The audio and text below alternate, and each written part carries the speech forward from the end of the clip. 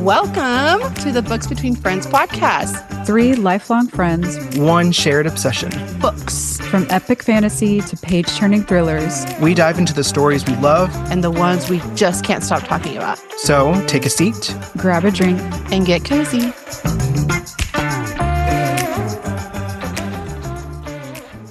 All right, welcome back, book friends. And speaking of cozy, what has been keeping you guys cozy these days? So for me, as you guys know, I work part-time at a jewelry store on the weekends, and I recently pulled back my hours and I'm only working Saturdays now, so I always have Sundays available. And it's just been nice having that one reset day a week. Like, I don't know why I was crazy and decided that it was okay to work 7 days a week with no rest ever. But I did that for a while. Like, honestly, it's a fun job and like, I don't want to let it go because I enjoy it. But it is necessary to take some time to just rest and recharge. I don't know how you do it, honestly. Like, I need both days. Like, I can't imagine just having the one day to try to recharge after such a crazy week at work. I used to do that 7 days a week. And yeah, it was difficult. And not only did I do it with like 2 jobs, but I did it with 3 jobs because I was working at my first school and had to be up at the bus yard at like 5 o'clock in the morning. Gosh. And No. And then after that, I would close at the YMCA, and then I would work at Target on the weekends. So I forgot about that. Yeah. Yeah, that was a crazy year. No rest for Ethan. Nuts. So last weekend, I had a mini little meltdown and I went to my sister's house and just started crying because I had just finished Nightingale. I was already feeling overwhelmed with a lot of things. So after reading the Nightingale and then just feeling overwhelmed with things that are just kind of going on right now in our lives, I just felt very, like I needed to just let something go. So I just started crying. Like, I went to my sister's house, I cried, I got it all out. Felt so much better. She was already planning on grilling food that day, so like that just made it even better. She like made steaks, jalapeno poppers, like we had a few drinks. Like, it was such a chill and cozy day. Like, it's exactly what I needed. So yeah, like that kind of carried me into the week. So I was really grateful for my sister and my sister-in-law for not only just hearing me out, but just being there for me, you know? Yeah. It's so important to be able to have someone to unpack frustrations with. Yeah. Because it's not healthy, I'm sure we all know, to just like keep it all bottled up. So every now and then you just need a good cry.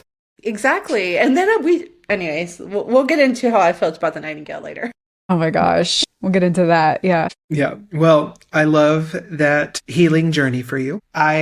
Because that's why I went to my parents' house the other day, right? Like I had reached a breaking point and I just needed somewhere. And yeah, so the very next day, like we had some grilled steaks, and some baked potatoes. Yeah, it was good. It was a good moment. Nice. But outside of that, what's been keeping me cozy now is actually cooking. I enjoy, like, after a long day at work and just staring at a screen all day long. Yeah.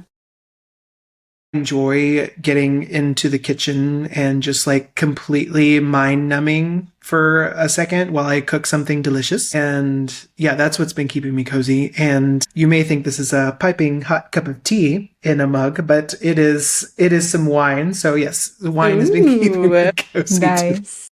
As well. Okay, so I have to ask, do you just like put recipes together or do you look up recipes?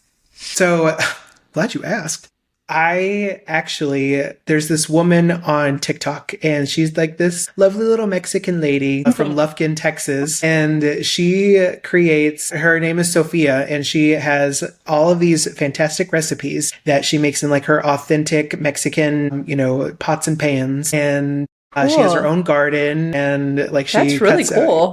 She cuts out some like calabacitas and some cabbage. Like, she made some spicy cabbage soup one time and that looks delicious and I needed to make that. Spicy cabbage. Okay. Yes, it was so good. And then the recipe that I made this week was bistec ranchero. Ooh. It was so good. So okay. Sophia from Lufkin, I follow you, girl.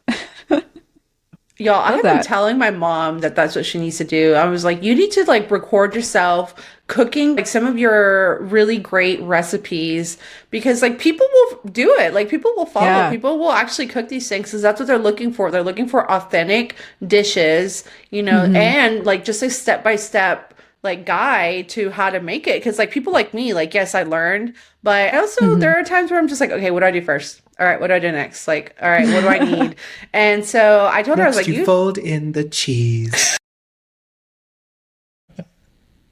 oh my God, just fold it in, David. What do you mean? Must don't I know how tell to you fold. everything? I don't know how to fold broken cheese like that. You have to watch Schitt's I'm Creek, guessing Stephanie. this has, okay. Schitt's Creek. Season 2, episode 2. If was gonna anything, say, just watch that episode That's it. Just that one. It's so funny. and you'll be hooked. Perfect. That moment was hilarious. Like, must I tell you everything? Or didn't no, know either. I can't tell you everything, or I can't show you everything. Can you show me one thing? You fold it in. Here's what you do. You just fold in. All right, you guys. So before we dive into our final discussion on The Nightingale by Kristin Hannah, I'm going to first kick it over to Ethan for a quick spoiler warning and a summary of what we discussed last time. Yes, fantastic. So this is your spoiler warning. If you are listening to this episode, we are assuming that you've read through all of The Nightingale now. So if you haven't, go do that real quick, read a whole book and then get back to us. But for now, let's recap what we discussed in our last episode. So in our last discussion, emotional stakes rose really high for both sisters, faced some pretty harrowing situations, right? Made some choices that shifted their lives in a very impactful and meaningful way long term. So we followed Isabelle's growing role as the Nightingale. She's owning who she is in this resistance. The Nightingale is now responsible for rescuing dozens of downed Allied pilots at this point. But as her notoriety grows, so does the danger. A mission in Paris exposes her to a chilling Nazi deportation operation. And the moment she hides some Jewish families, she witnesses the consequences unfolding, right, of these deportations. So in the last episode, we reflected on the cost of resistance, especially seeing, Isabelle's internal conflict as she does continue risking everything and putting everything on the line. Meanwhile, we shift to Vianne's perspective, right? Life in Caraveau spirals deeper into fear and survival. Beck's still kicking at this point at the beginning of our conversation last time. He does have some redeeming moments. He has one protective moment, but it seems like he's complicit in the next. But the death of Sarah and the arrest of Rachel was really the heartbreaking turning point here. Vianne, she was faced with some unbearable loss there. She begins to start resisting in her own way, becoming the Nightingale in her own right. So she takes in Rachel's son, Ari, who they later renamed Daniel, and forge a new identity for him under this Nazi regime. The moment when Beck and Isabelle confront one another because Isabelle is caring for an Allied pilot in the cellar in the barn, Beck comes out to investigate. This results in Beck's death, which was really the climax here in this section. While that incident fractured the sisters' fragile relationship once again, it also ignited a new fire in both sisters. Isabelle continues her work in secret with Gaëtan by her side, on and off, while Vianne quietly begins her own resistance network by hiding Jewish children and forging false documents for them. Both sisters have come far. The trauma, love, and courage they carry are pushing them in different but equally powerful directions at this point. Their choices are no longer just about surviving the war, they're about shaping their own future and the futures of those around them. So, even as danger grows more relentless, we are about to see more of that in our deep dive for this episode today. Yes. So now let's dive into our discussion of this final section, chapters 30-39. So we start off with another chapter from 1995. We're in May 6, 1995, with the old woman. She's waiting at the airport to board her flight, and she's talking to a younger girl with, and I quote, cotton candy color hair, and she has more tattoos than a Hell's Angel. I just thought it was funny the way that she described this young girl. She's probably like in her early 20s. They're both telling each other that they're running away. And then, so as they're having this discussion, Julian comes up behind her and actually tells her that he's going to Paris with her. So they board their flight and the stewardess actually helps them get seats together. And then Julian asks his mom, you know, what's this truth that you said you've been meaning to tell me? And she tells him, yeah, I'll tell you later, but right now I'm tired. Yeah, I love the little snippets that they give us from the 1995 time, right? Because like every time I read it, I'm like, okay, are they going to reveal anything else to see who it is? Like, am I going to get another clue to see if it's Vianne or Isabelle, right? So when I read this section, I thought maybe it was Vianne, because I've been leaning really heavily on Isabelle, just because of a lot of the things that I've shared in the past episodes. But there is one thing that was said here that I'm like, maybe Vianne, like maybe Ethan had a point, because I think Ethan's been kind of the one bringing up the fact that it could be Vianne.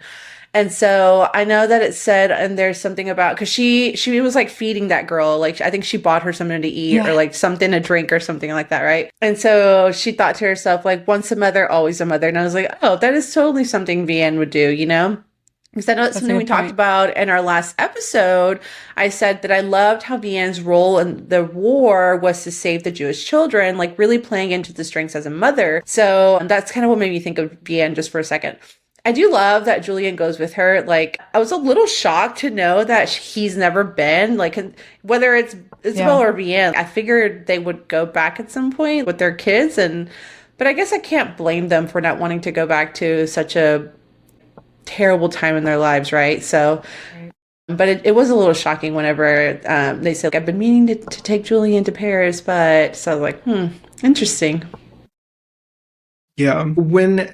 Because the beginning of this chapter, it gives that description of the cotton candy color hair, right? And I was like, oh, that's a very Isabelle thing to say. Or like, because she's that fiery personality, right? But then immediately after that, it starts taking on a more matronly character. And that's when I really started shifting more towards Vianne, I guess, at that point, because I was like, if I think about it as well with her other inner dialogue, when we get chapters like this, like it sounds more matronly, right? It sounds like from a mother's perspective. And like we've mentioned this before, Isabelle is that, like, they're fighting in this war with their best attributes, right? Like Isabelle is that fiery personality, and that's how she fights, by being in that underground network. And then Vianne fights by being a mother and caring for children.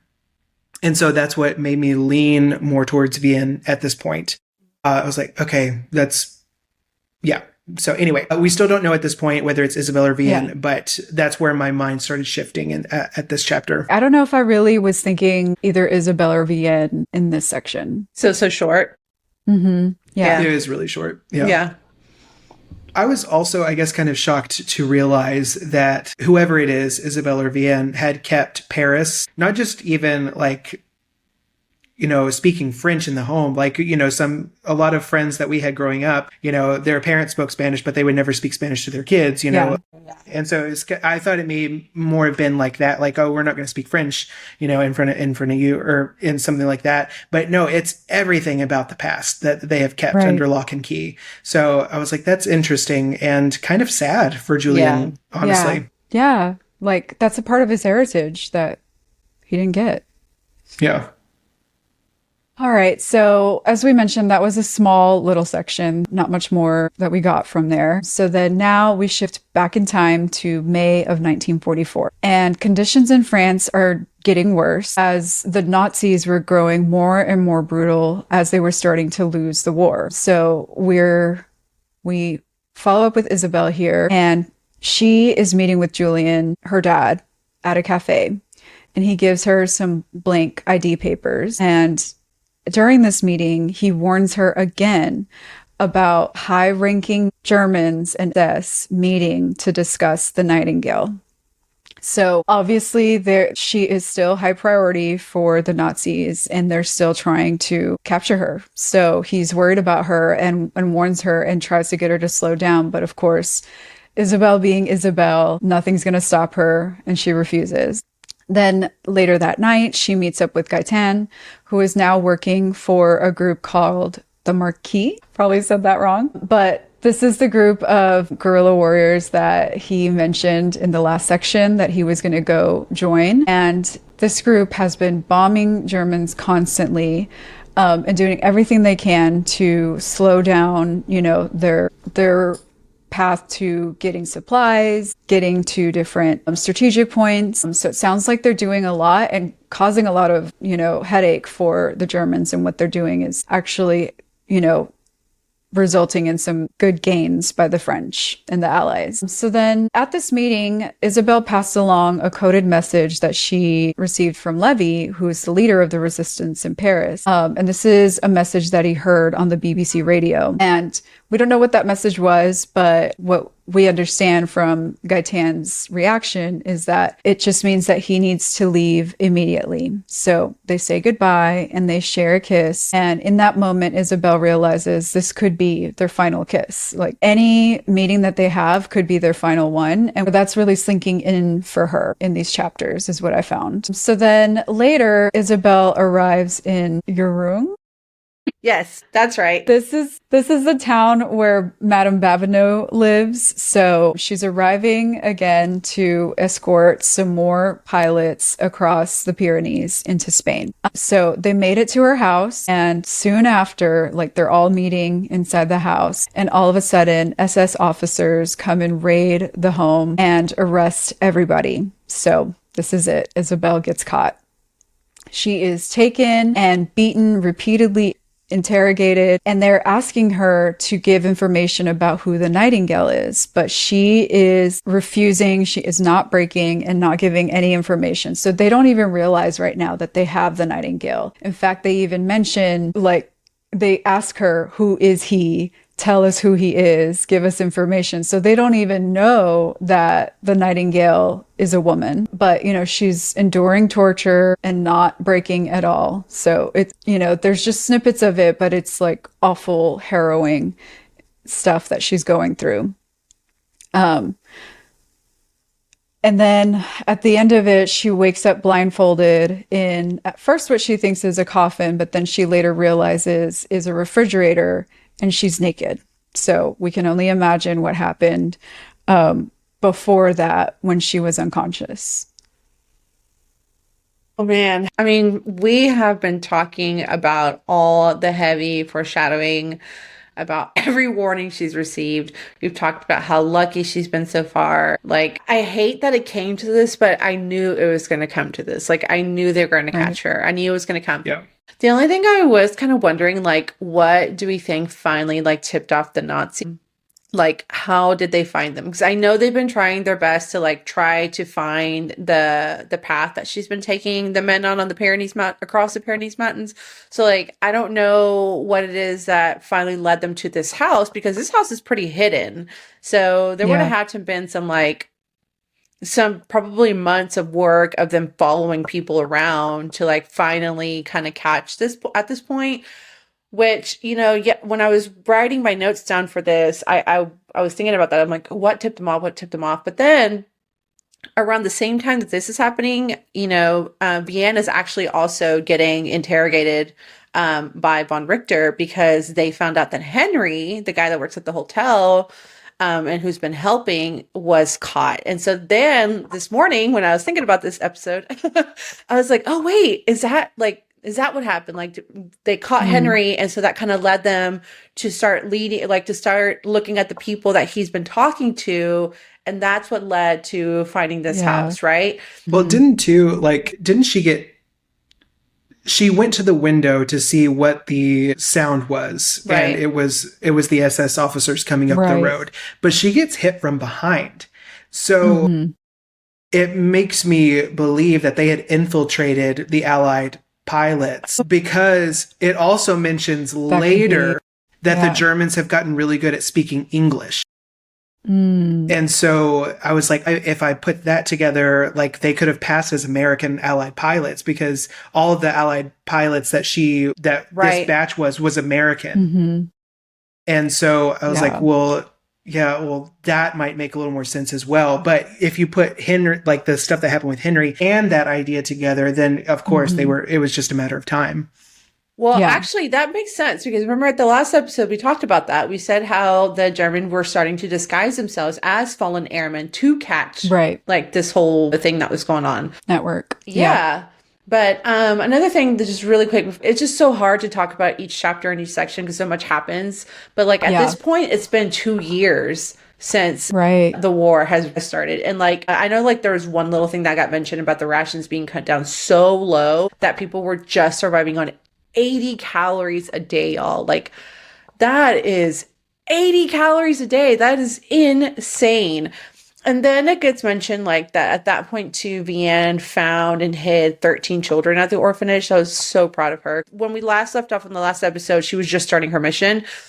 Right. And it kind of reminded me of what happened with the second episode we talked about, where like we ended off on Isabelle taking off on her first mission. And then we found out how many people she had like saved at that point. And then we kind of happened the same thing with Vianne. So I was just really happy to hear and like to read that she saved 13 children at this point.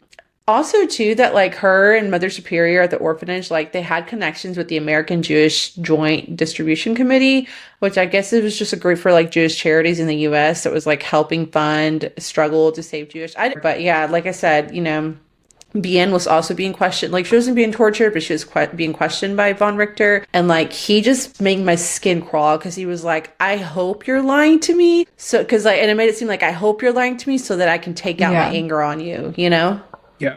Right. Yeah. And this was also the moment too where Vianne lets her guard down just for a second to where von Richter sees what she values. Right. Because he mentions the kids and she slips up and she's like, I'm begging you, like, don't. And she's like, she begged. Damn, that was my mistake. Like, true. He now knows how he can get to me. And that was like, no. I read that too and I was like, no. Yeah. Oh, gosh. Like that was heartbreaking in of itself because I knew what that was going to lead to. Yeah. Right.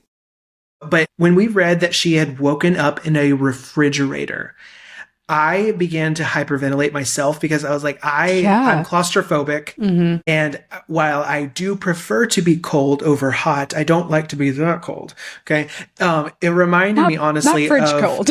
Yeah. No, I don't. Yeah, I'm not looking to be frozen. But it reminded me of a football game that we had to go to in the band. And it was so cold. About. It was the one, it was the Vega game, right? Like, yeah, it was so cold. And, you know, being brass instrument, we were still playing. And so like I was playing my instrument. My hands were red, so cold. And I just remember the pain that I felt because when feeling was trying to return to my hand, like it was throbbing. And so I was like, I can only imagine the pain on top of what she must be feeling. Yeah. She's beat to high heaven and now she's frozen and has to thaw out when they take her out of that damn freezer. I was just, it was so excruciating to read. Yeah, it was awful because like, you know, I think Kristin Hannah did a really good job of like depicting what she might have been going through because we were only getting tidbits of like, I'm so cold. Like she could feel the bruising and the broken bones and stuff and that she had like dried blood on her. But they had her blindfolded. She wasn't really aware of her surroundings and she had no idea until she kind of like felt around where she was and she was like, oh my gosh, I'm in a fridge. Yeah. And then like as soon as she had that realization, boom, we get taken over to Vianne, you know, so the emotional impact that type of writing has is harsh, you know? Yeah. Yeah. Yeah. Okay. So now we go back to Caribou and Vianne, and she recently hears rumors about a massacre in a nearby town while she was in line to collect her rations one day. So again, the Nazis are just ramping things up. And then on her way back home, her father actually pulls her into an alley and asks her if there's a private location they can meet. And so she tells him to meet him at Rachel's house in 20 minutes. So once she gets to the house and meets with her father, he apologizes for abandoning them as children. And he tells her about Isabelle and how she's been arrested and that she's being held in Girotte. Yeah. And then at the end of their conversation, he doesn't say it outright, but he implies that he's going to go turn himself in to save Isabelle. And then before he leaves, he hands Vianne a letter and he asks her to read it with Isabelle once she's back home with her in Caribou. So we know that Julian plans to somehow take the fall for Isabelle, and he's off to do that. This was so heartbreaking. Actually, it is very heartbreaking, but what happens after is even more so. Like, this is it. Yeah. Okay, so when I got to the point of Isabelle being taken, right, and Vianne being questioned, and then everything that follows right after this, it was like one heartbreak after another. It was like boom, boom, boom, boom, boom. And that's when I started sobbing. That's when I couldn't catch my breath. That's when I had to take a freaking moment.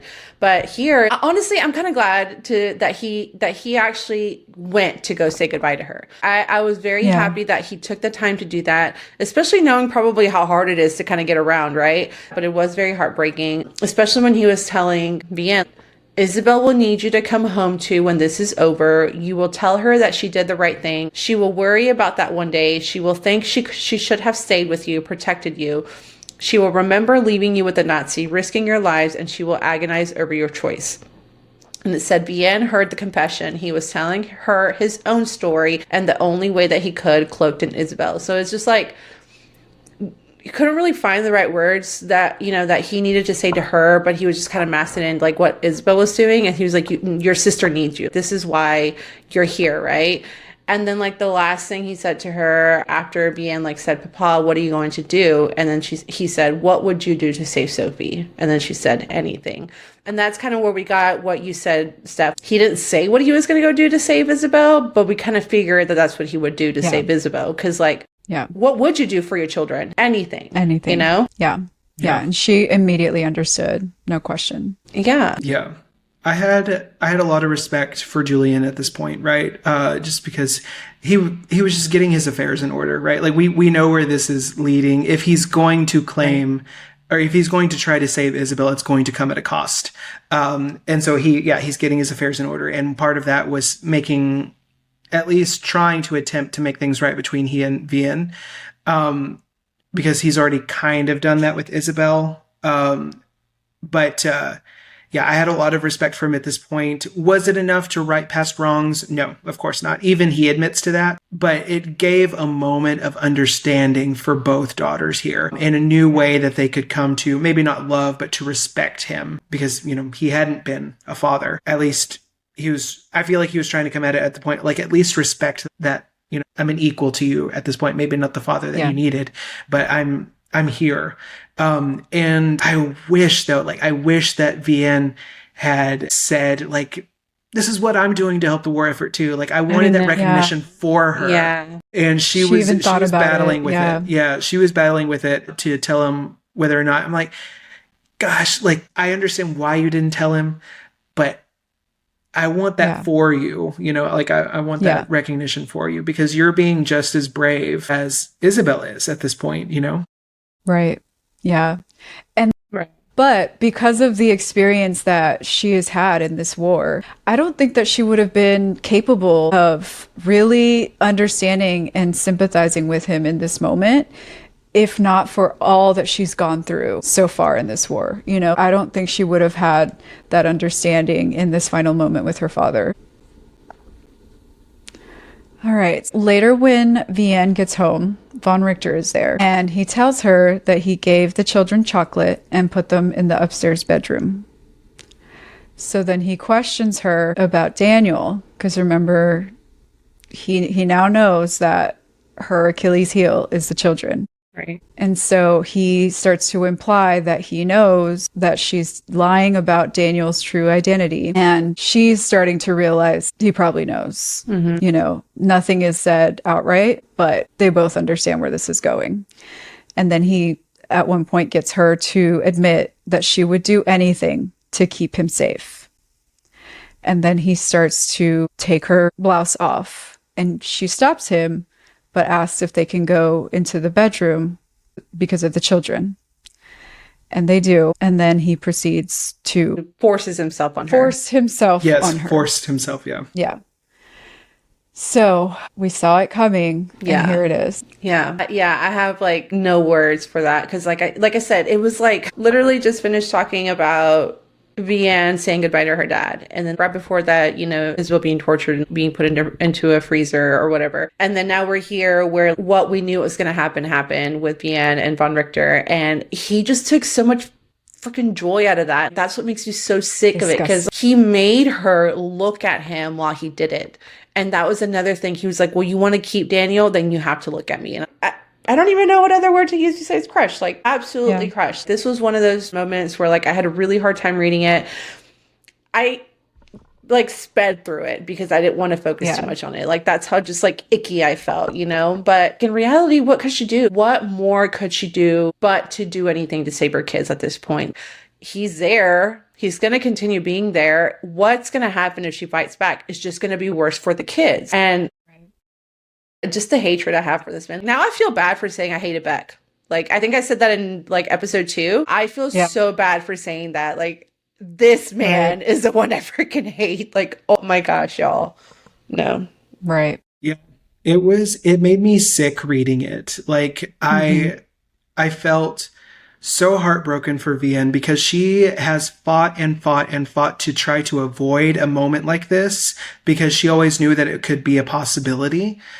Even when Beck was in her house, like she was well aware that it was another man living under her house that was not her husband. And so I felt so heartbroken for Vianne because, again, she fought to keep a moment like this from coming, and yet it still happened. So then the next day, we go back to Isabelle. She wakes up naked in her room with 2 other men, and one of them hands her a dress and tells her to get dressed. And then they bring in her dad, Julian, and he tells them that he's the Nightingale. And then Isabelle tries to take the blame for it instead and starts telling them, no, I'm the Nightingale, I am. But they didn't believe her because, again, they thought that they were going after a man. And so one of them even, like, laughs at her and, like, you, a girl, whatever. And then they take Julian outside and they put him in front of a firing squad and they execute him in front of Isabelle. Just as you were talking, like, my eyes started tearing up because this is a part. This is what tore me apart. Again, I know so much happens up to this, but this is what tore me apart. Like, I was crying so uncontrollably here, y'all. Like, absolutely wrecked. Like, oh, big fat tears.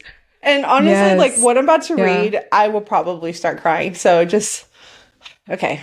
So the part that really got me, there's actually 2, and the other one I kind of saved for later when we talk about our underlying moments, but they start talking to each other in English because they realize that the Germans in the room don't speak English. And she tells him, she says, don't do this, she begged. And he said, it's done. The smile he gave her was slow and forming, and when it came, she felt pain constrict her chest. Memories came at her in waves. Yeah, I can't. You're going to have to read it for me. Memories came at her in waves, surging over the breakwater she'd built in the isolated years. Him sweeping her into his arms, twirling her around, picking her up from a fall, dusting her off, whispering, not so loud, my little terror, you'll wake your mom. And it's just so sad because that's all she wanted is her dad, Yeah.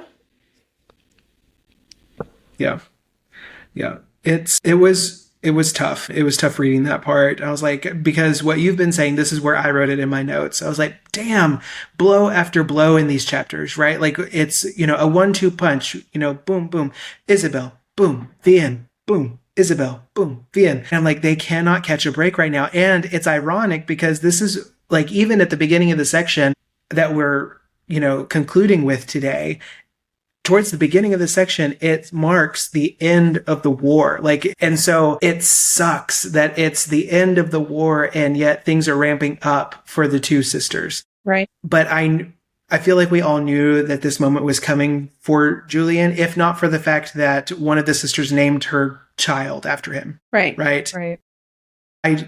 I do wish that we had gotten a moment for Isabelle to truly be able to own her victories, right? Because, like, say you're sexist without saying you're sexist, right? And that's what these Nazi Germany soldiers are doing, right? Like, the Nightingale, you don't have a penis, Right. So, yeah, I immediately bristled when they assumed that the heroic actions had to be from a man rather than a woman. But I guess the victory that she can take from that, at least, is that, it is me. Like you had me. Mhm. Yeah. And Yeah.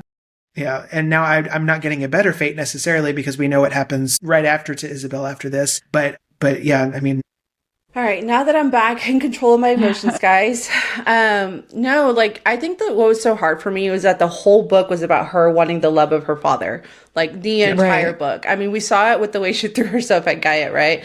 That's all she wanted was some bond, some love, somebody to love her because she missed the love of her parents. Like, she was so young when her mom died and she was so young when her dad gave her away. For him to give this, like, ultimate sacrifice, it was so hard. Yeah. Yeah. Like, in the end, she did know that she had his love, Right. but at that same moment, it was taken away. Yeah. Like, that is so heavy. Yeah.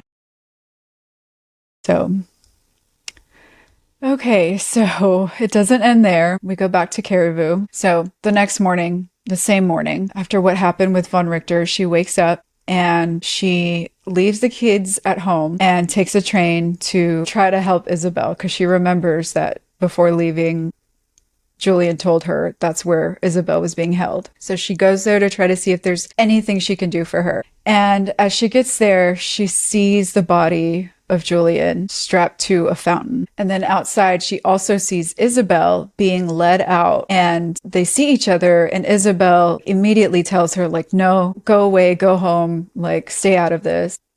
And Isabel's thinking that she is about to have the same fate as their dad. But actually, they lead her out and put her onto the back of a truck, which then takes her to a train station. And they put her into one of the train cars. And there's a ton of other women in this train car. But she actually finds Madame Babineau, who is the woman that she would meet up with before they would make the crossings across the Pyrenees to Spain. And then together, they get taken to a concentration camp. So when they arrive at the camp, the women are stripped and forcefully shaved, and then they get put into this large room where they get a cold shower. And then afterwards, they get deloused, and then they're all given these striped dresses to put on, and then sent into a crowded barracks. And then once they get settled in to a cot, a woman next to Isabel's bunk tells them that they're at Ravensbrück camp. That's the update on Isabel.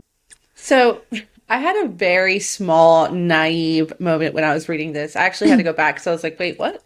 So after the whole moment with Julian and then Vianne coming to try to save her sister, I don't know why I thought that they were letting Isabel go. And like whenever she was getting put into the train, I was like, oh, wait, where are they taking her? I was like, wait, where are they taking her? Like, come back because I really thought they were letting her go. Because I thought, Bless your okay, heart. I know. I know. Hey, I said it was a small naive moment, okay? Yeah. Because I thought, okay, No. well, they caught the Nightingale, so they're gonna let her go. And then I was like, wait, where's she going? So, anyways, Oh, okay, God. thought I would point that out. Very stupid of me, but obviously that's not what happens.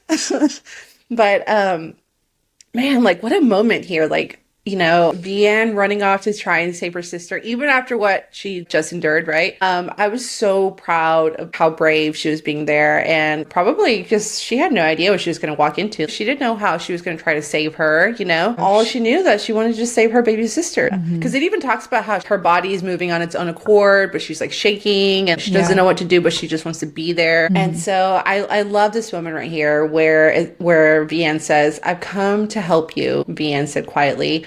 Isabel could have cried. More than anything in the world, she wanted to run to her big sister, to drop to her knees and beg for forgiveness, and then to hold her in gratitude, to say, I'm sorry and I love you, and all the words in between. But she couldn't do any of that. She had to protect Vianne. And they just lost her dad. Of course they want to comfort each other. Of course she just wants to fall into Vianne's arms. But at that point, it would have dragged Vianne along with her, you know? Right. I was really surprised, honestly, that they didn't execute her alongside Julian because they've shot people for a lot less, right? Like, she admitted to being the Nightingale, of course, trying to save her father, but she still admitted to it, and they at least know that she was helping Allied pilots, right? Like, so I was completely shocked that they just didn't kill her right then and there. I was like, unless they just want her to suffer, but I don't know. Like, I mean, wouldn't put it past them, right? Like, of course, For like, sure. make your life miserable as much as possible. So I don't know. I was also like, damn, I'm proud of Isabelle just for lasting this long, right? Like, Yeah. good on you. Like, you've been in a refrigerator, you were on ice, and Saw your dad die. You've been beaten. Your dad was executed right in front of you.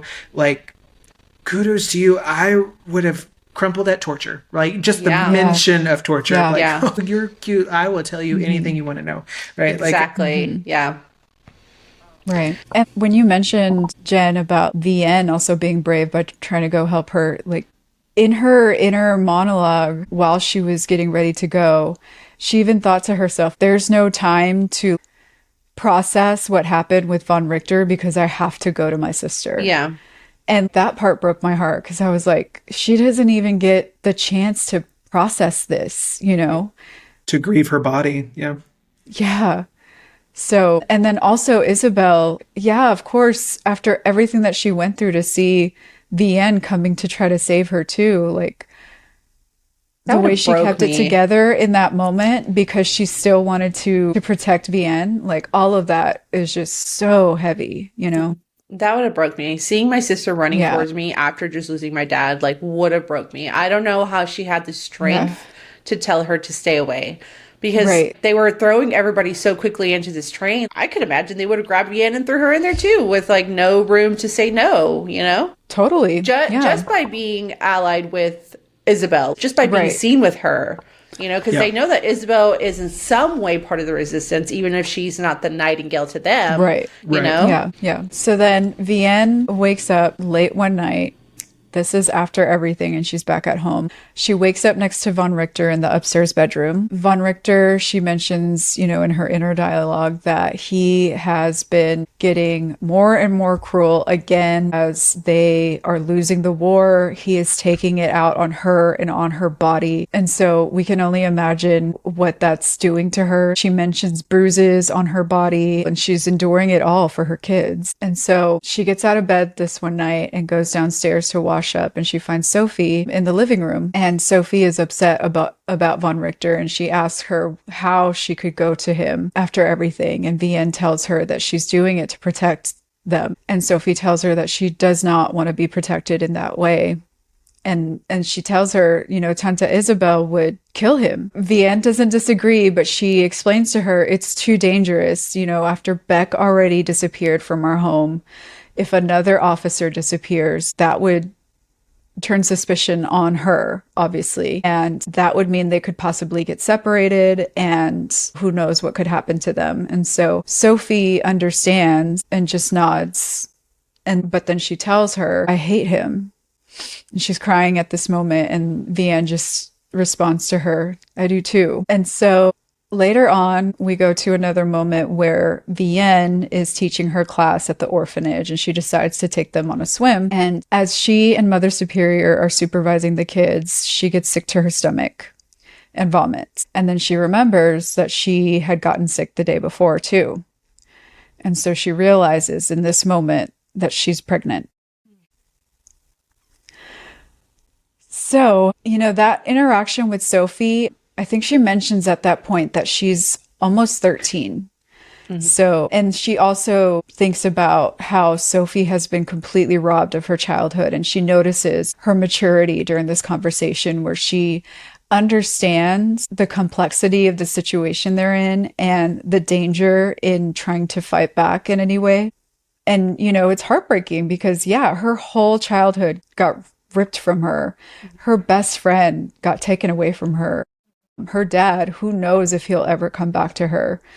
And now her mother is being violated in this way and she can't do anything about it. It breaks my heart for her, you know? Yeah.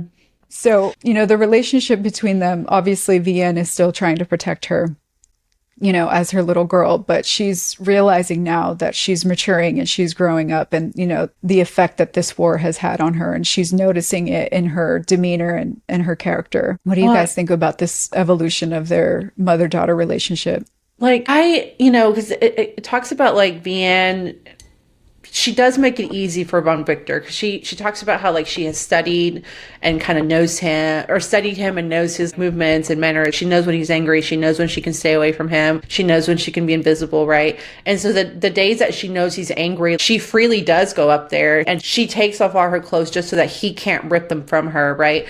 And so I'm sure seeing your mom freely go up there is not easy to witness, because like you said, what can she do? She can't do anything either. And she knows that if Isabelle were there, you know, her strong aunt probably could have done something about it. And so I'm sure she feels anger, and it's not towards Vianne, but I think anger and just the situation they got put in, right? Because she knows that there's no choice. She knows that there's really nothing they can do about it. Man, like when I found out when I read the part on the pregnancy, I was like, what more can this woman and her family take? Like, we know of women rarely wanting to carry a child from their abuser. Like, that's a thing. Like, that's such a heavy thing to accept. And like, she has no choice but to accept that. I mean, imagine having this like constant reminder of like the worst time of your life. Like, how do you fathom that, right? And then like on top of all that, like I'm just so sad for Sophie. And like you already said this, you know, she lost her childhood to the war. She had to grow up really quickly. She lost all these people, and it's just not easy. I feel for her, and I can understand her anger behind it. But what can she do, right? Like, he's cruel. Yeah. You wouldn't want that attention turned to your daughter. You just wouldn't, you know? Yeah. No. I understand Sophie's going through a lot, and I get that she's a teenager, right? And in a teenager's brain, it is very hard for you to be empathetic and think from someone else's point of view, right? So that's hard enough as it is, let alone during, you know, a war. I get it, but I was like, come on, Sophie, give your mom a little bit of credit here. Like, because to what y'all were saying, she is seeing her mom go not willingly, but like she knows what will happen if she doesn't, right? She sees, but perception wise, like Sophie may be perceiving that as willingly going to his room, right? And she makes a comment at the beginning of their conversation of like, why are you letting him do this to you, right? Like, and like, it's not allowing him, it's, you know, the fact of what will happen if she doesn't. And I was like, I need you to give your mom a little bit more credit here. Like, the last thing that she needs is judgment from her own daughter. Yeah. Right. That she is trying to keep safe every cost to her own health and safety. Yeah. Right. Yeah. I am very heartbroken for Sophie, because her childhood is erased. There's no semblance of it anymore that she can get back. It's been ruined. And yeah, like that's angering. Like, if I'm Vianne, I'm angry, you know, that my daughter doesn't get to be a child, and that she's been raised during this war, and that's all she knows, right? Like, that's all Sophie knows. And so, yeah, it's just a bad situation all around. Yeah. And it's also commendable for at such a young age to be able to grasp the concept of the situation that they're in and come to an understanding with her mother the way that they did. Yeah. Obviously she doesn't like it, but you know, sadly it's the result of the lack of childhood that she had. And they always had to be, you know, doing whatever they could to stay safe, you know. All right, so moving on, later one morning, Vianne was inside the house with Daniel when Sophie ran in to tell them that the Nazis were leaving town. I was so happy when I read this. And so they run outside to watch this parade of cars and Nazis just leaving. And as they're watching this happen, a car pulls up to their house, and it's von Richter. He gets out of the car and he tells Vianne that they are leaving, but that the war is not over. And then he storms inside and goes and gets his things and leaves. So long, von Richter. Oh, thank God. I'm like, come on, Sophie, shoot him. Right? Yeah. Here we go. Here's your... Yeah. I would have liked a different exit for him, but as long as he's gone, I'm glad that he's gone. Yeah. Yeah. And so later, after the Germans have left town, Antoine returns home. he escaped from the prisoner of war camp that he was in somehow. And, you know, they have this amazing emotional reunion outside of the house. And then they start walking home. And as they're getting to the house, she pauses and almost tells him about the baby. Because she's, you know, still not showing right now, but she knows that she's pregnant.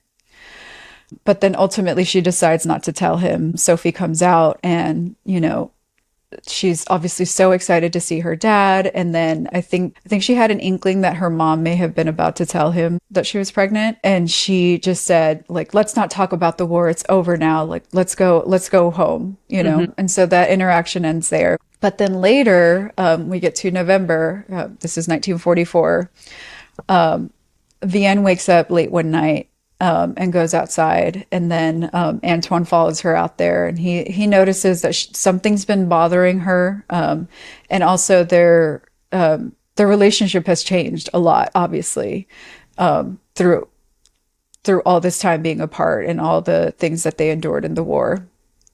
And we also get to see through Vianne's perspective that she knows he endured a lot in this camp because he's battered. Like she mentions his gray hair, one of his arms he doesn't have like full function of, and he's got scars all over his body, like possibly from whips. And so, you know, she's grappling with that. And also, will she tell him about the pregnancy? Will she not? And eventually she's going to start to show, like, this is 2 months pregnant now at this time. We're in November.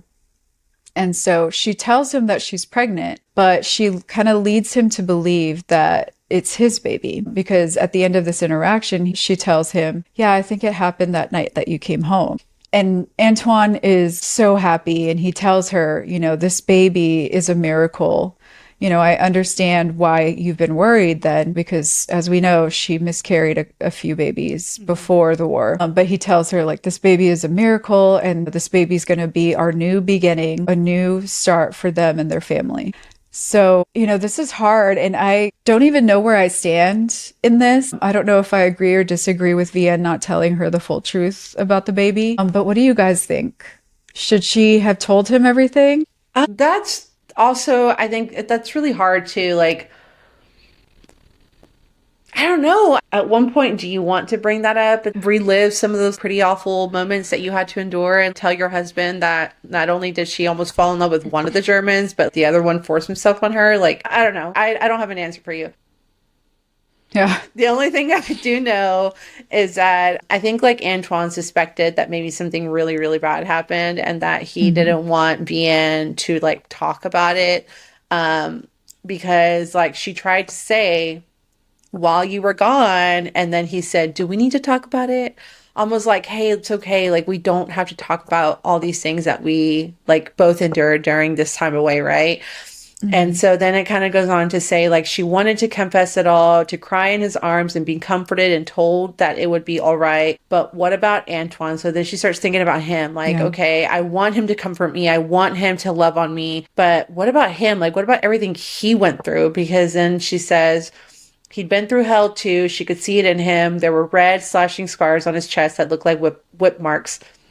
He loved her. She saw that too, felt it. I think they both just wanted to move on and celebrate the fact that even, like, after everything that happened to the both of them, they were just finally together. Like, you know what? Let's just leave the past in the past. And I think that's kind of what they were both thinking. Yeah. Yeah. I think here, words and how you say something is everything, especially as a reader, because I can tell you, like, I have no idea what Antoine went through. I have no idea what Vianne went through. Like, I mean, we have some idea because we read about it, but, like, to actually experience it for yourself, like, that's tough.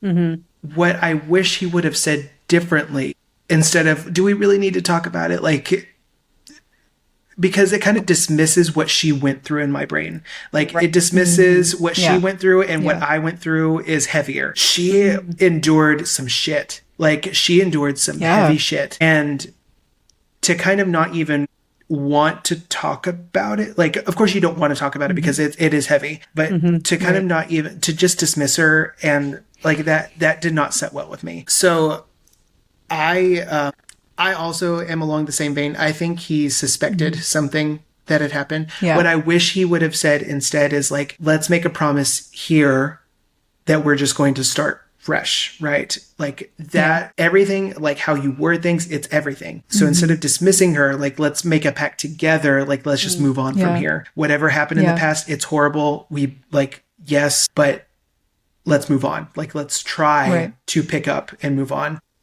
Yeah. Yeah. I didn't even think about that.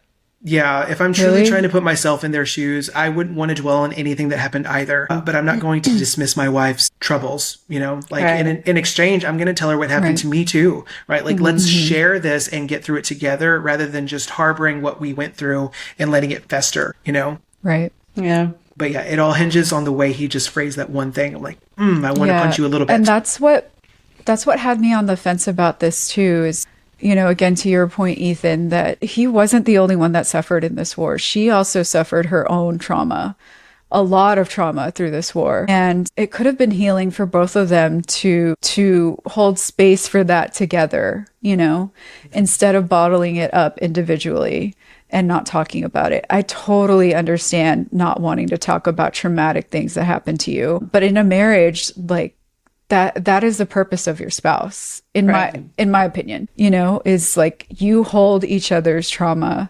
when the other one can't. And so, and it really hurt. Like, I hurt for Vianne when she was thinking to herself, will he accept me? Will he think I'm ruined? You know, I hate that word, for her to say that about herself. Yeah. Yeah. And I honestly think if she had given Antoine the chance to accept her, but, you know, despite that, it would have been so healing for the both of them. So that's why I felt I wish they would have given themselves that opportunity to heal in that way, to just like really lay it all out for each other.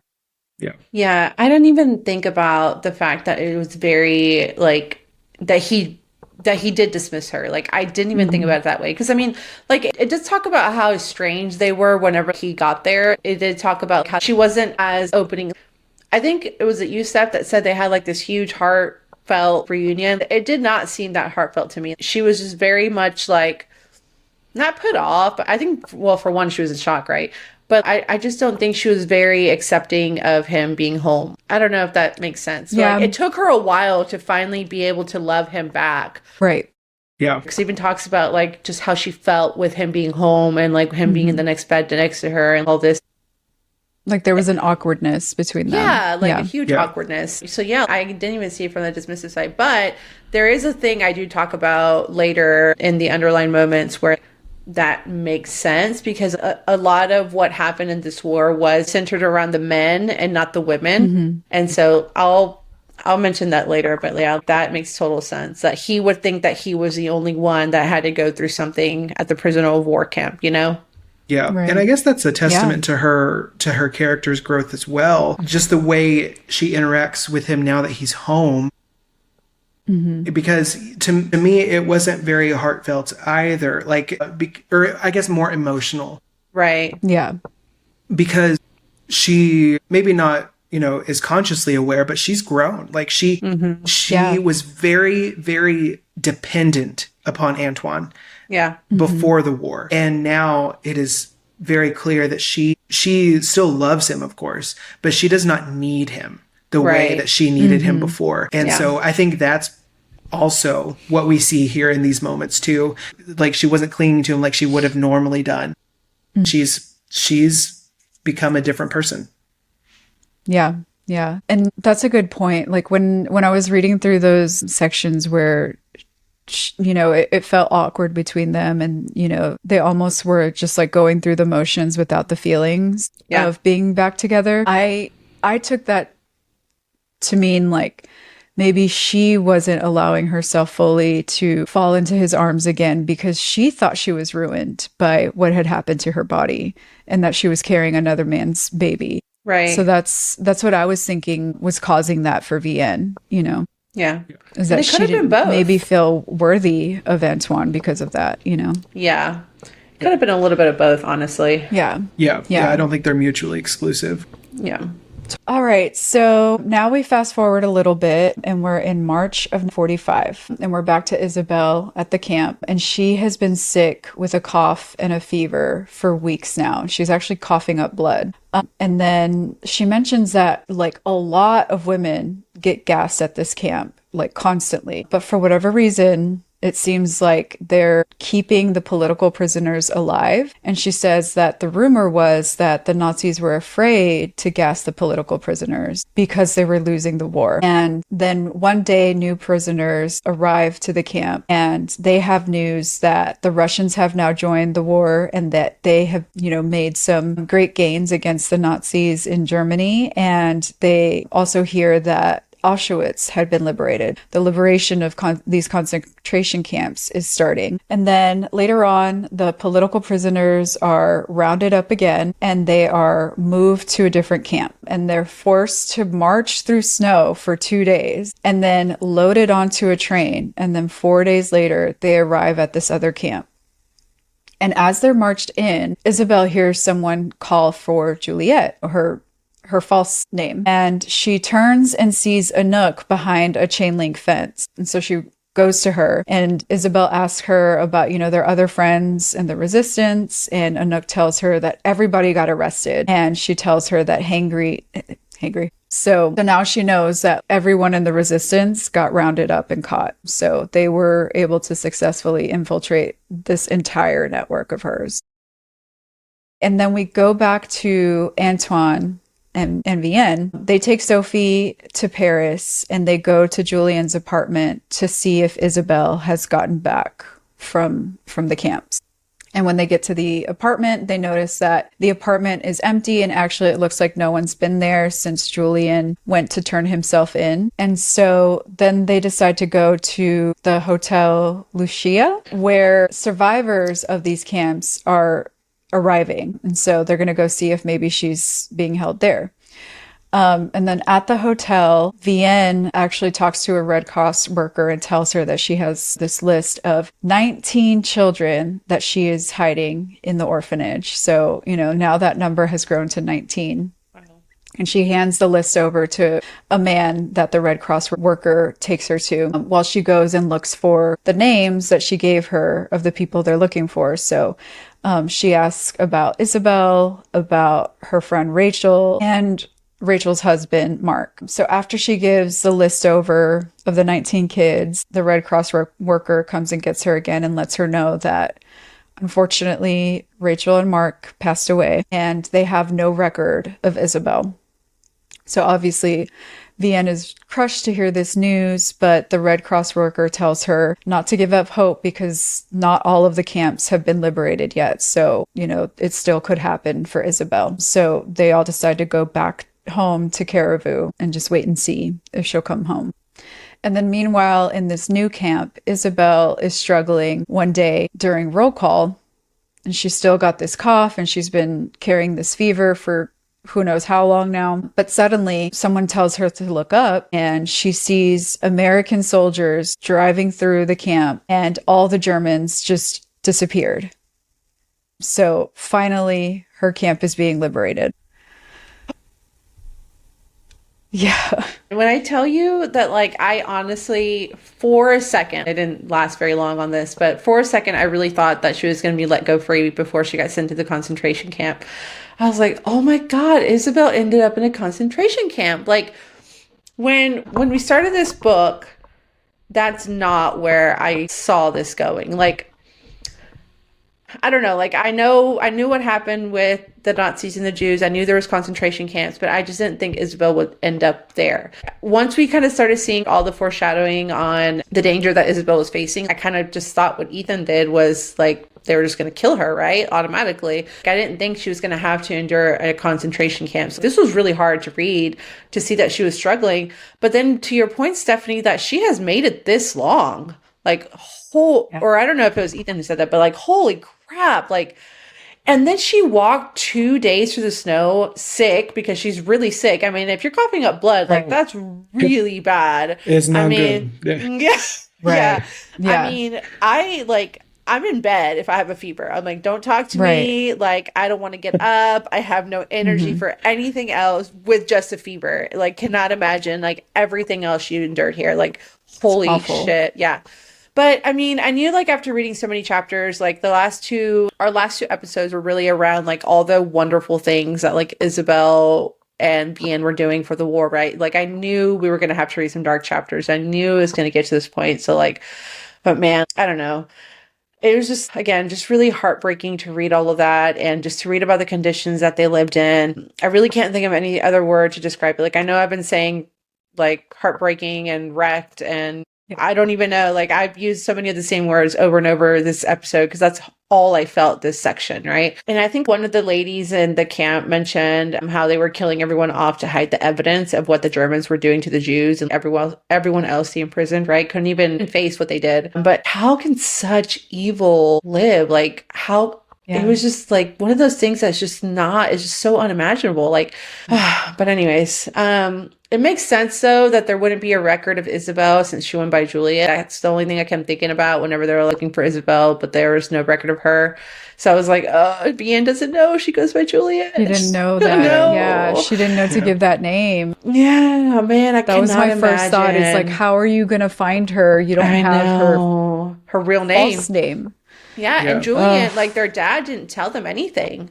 Because he knew too, you know? But man, I can't imagine the desperation like that Vianne was feeling. Like one day you're seeing your sister being taken away after seeing your dad die, and now you don't know where she is and you don't know she's alive. You just don't know anything. There's no record. Yeah. This was a moment where I was pissed at Kristin Hannah because I thought she was going to die. Like at this point, like I was like, man, she is coughing up blood. That ain't good.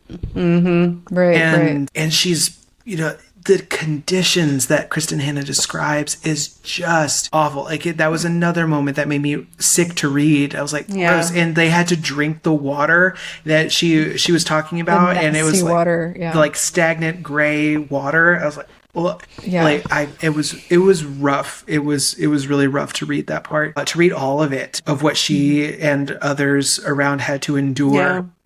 And we don't really appreciate how long she had to endure, but like because it seems like so quick that it's all happening. Like we've said, blow after blow after blow, it's just in succession. But when we read it, like there's moments in there that let us know how long she's been here. Months. Right. She's endured this for months, right? Whereas some people have endured it for years, but still, think about it, for months, that's rough. Yeah.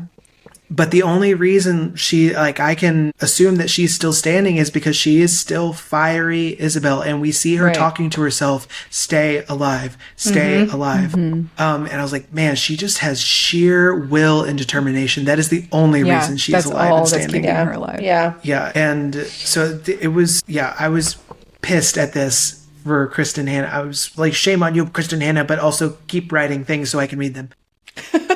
Because I wanted to be so happy and hopeful when the Americans come in. Yeah. But I was like, she's in bad shape, right? Like I can't celebrate yet, even though everything indicates that I should. Like I can't. I can't. And so like I'm like mad she at you, could Kristin barely Hannah. react. Yeah. Like she barely said, like, we made it. And that's when I thought she was gonna die. I was like, nah. Me too. Oh my God, that would have been awful. Like right at the moment they were getting liberated. I had the exact same thought. Yeah. Well, and like I didn't even mention this. We only got tidbits throughout, inserted into Vianne's experience with Antoine being back home from Isabelle's perspective, because all it was, to your point, Ethan, it's just like the awful conditions they were in. There was one little segment that I didn't mention, but like at one point it's the middle of the winter, she's already sick, and they round them up and strap this big stone thing to these women's backs who are emaciated and sick, and force them to walk, I think she said, with no coats, with whatever flimsy, I'm sure, dresses and shoes that they give them, and to create a road in the snow while like Nazis while Nazis are like whipping them if they don't move, and like, drinking hot coffee and bundled up in fur and stuff. It just awful, and that's why I've been trying to keep the like time frames in here, is because if we go back, she gets caught around May of 1944.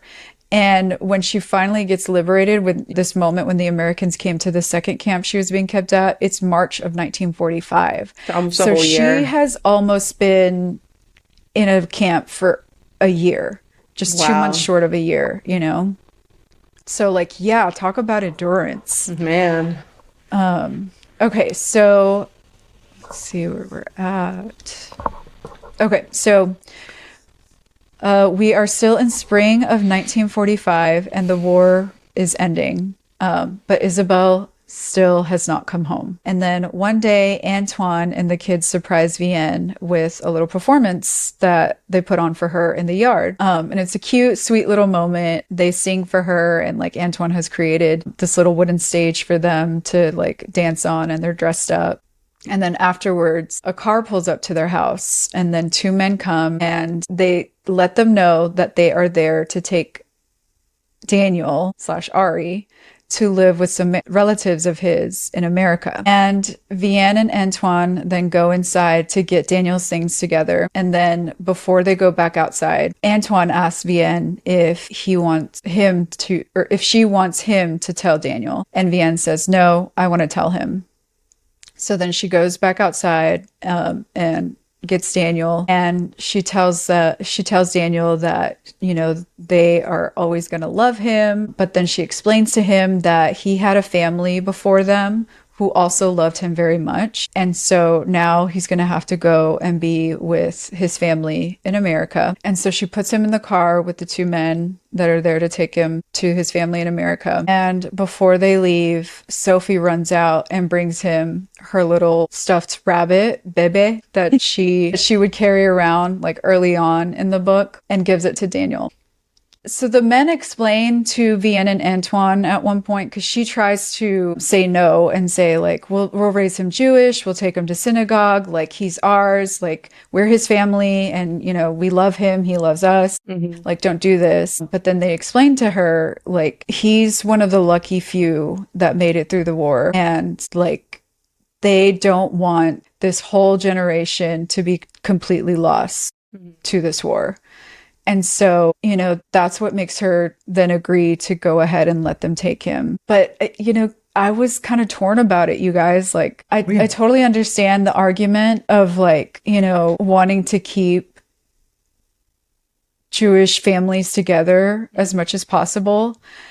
But, you know, this is just another trauma for Daniel. Yeah. And taking him away from what he knows to be his family. Right. So I was conflicted about that. How did you guys feel about it? Oh my God. Is this like the millionth time I'm going to say this? But what more can Vianne take? Like, good freaking Lord. After everything she endured to keep Daniel, I mean, that was one of the biggest things that finally made von Richter turn on her, is because she was trying to do anything to keep him, because he was going to take her. He was going to take Daniel, right? So after all of that, they're still taking him? Like, what the hell? Like, why? Like, I was pissed. I was mad. Like, I guess I can try to understand what they're talking about, like trying to keep all the Jewish families together and trying to make sure like they grow up Jewish, like, ugh, whatever. But I'm thinking very selfishly, like very selfishly. I'm not thinking big picture here. I'm sure these men were thinking big picture. I'm thinking selfish family trauma, like you were saying. Not only did his whole family die, because his mom, his dad, his sister, they all died. Now he's being ripped away from the other family that he knew and grew to love. Are you kidding me? No, absolutely not. Absolutely not. I was mad. He deserved to stay. I think that he should have been able to stay with Vianne. Holy shit, man. That was too much. That was too much, Kristin Hannah. Yes.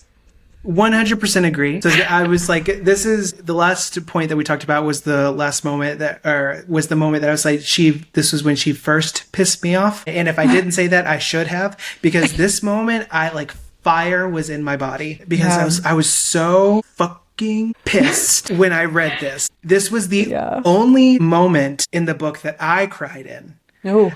Yeah. And it takes a lot for me to cry with the book. Like, you make me watch, what is that movie? Stepmom with Julia Roberts. That's and really hard, like, breaking movie. You make me watch a movie like that, yes, I'll cry because it's a movie and I'm actually seeing it. But it takes a lot for me to cry in a book. This moment got me. And I was like, to your point, I was like, what else can Vianne take? Like, or what else should she have to take? Right. Like, Gosh, and so yeah. I was like, I don't care that the men took Daniel. I don't care that those men were kind and compassionate while doing it. I don't care. I don't care. I don't care that you have sound reasoning to take him. Yeah. I don't care that you have that. What you're doing is you're creating more trauma by ripping him away from the family that he's only that he knows, right? Yeah. Like that's what I care about. And I get it. You and your cultural history, the Jewish population has taken a huge hit. Yeah. I understand the want and desire to try to preserve that as much as possible. I get the duty that you should do that, but at what cost? Right? Like, even if he has great family in America that is wanting him and welcoming him with open arms, that does not give you the right to make that distinction and choice for him. He is a child. When he comes of age, then maybe. When he gets older, even, like maybe 13, maybe he can make that decision then. Yeah. If you really want to help him out, move the whole family to America and get him over there. But do not snatch him from the only family he's known during wartime. I was pissed and I would have punched those men. I don't care. Yeah. I don't care. You are not taking my son. One part that I found really painful and I especially didn't understand was, so like when she accepted, okay, he needs to be with his family. Fine. She asked, will they send me pictures at least? Like, can we write to him? And they said no to that. And I'm thinking, why though? Like, why would that be wrong? Like, okay, if we accept that he needs to be with his blood family to preserve their culture and their heritage, absolutely, I understand that. I still have some qualms about it, but I get you. I'm with you. But why can't he know this family that saved him? Right. Yeah. Why can't they stay in contact? That became his family. Yeah. That, like to have full transparency on this is what you went through in childhood, and these are the people who were able to get you to where you are now, and they love you and they'll never stop loving you, and they still want to be a part of your life because they are a part of your story. You know, I thought it was a line too far to say no, he needs to forget you. Yeah, to start fresh or new or whatever, because he was still pretty young. I was pretty pissed about that too, because I'm like, you're telling me I can't keep in contact with this kid knowing that he is my kid. I'm raising him. Right. Like, I'm not allowed to know if he's doing well or not. Are you kidding me? Right. And she did everything in her power to keep him safe. She did, like she risked like everything, her own son. Y'all. Yeah. She risked everything for Daniel. Yes, risked everything. She deserved to be able to have him as a son. Yeah. I'm getting mad, obviously. But I was like, you cannot. Like, what gives you the right? What gives you the right? I understand you're trying to preserve and you're trying to hold on and you're trying to rebuild. He can rebuild. He's pure Jewish. Like, he can rebuild on his own when he comes, like, when that time comes. Yeah. Let him stay, Yeah. Like, Y'all, it was like, okay, so we read this book in like 4 parts, right?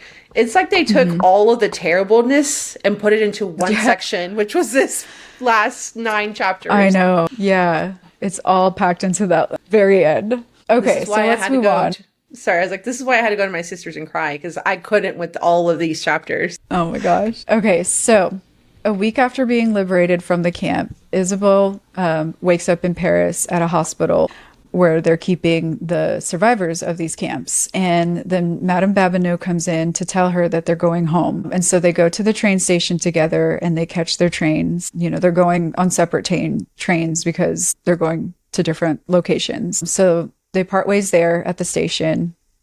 And then Isabelle arrives at the station in Caribou. And when she's on the platform, she recognizes Vianne first. And Vianne actually does not recognize Isabelle at first because she was so sick and emaciated at this point. So Isabelle catches her, waves to catch her attention. And then Vianne runs to her to hug her and welcome her home. And so they take her back home. and she's still sick and she's coughing up blood and she's in bed. And Vianne offers to go get her some aspirin, but Isabelle asks her not to leave her, to stay with her. And so Vianne gets into bed next to her, and then they start to talk about, what they went through in the war separately, and they apologize to each other for, Vianne says, I failed you your whole life. And then Isabelle apologizes for, what happened with Beck and bringing that danger into her house. And they forgive each other, and they, come to an understanding of like everything that they went through separately in the war.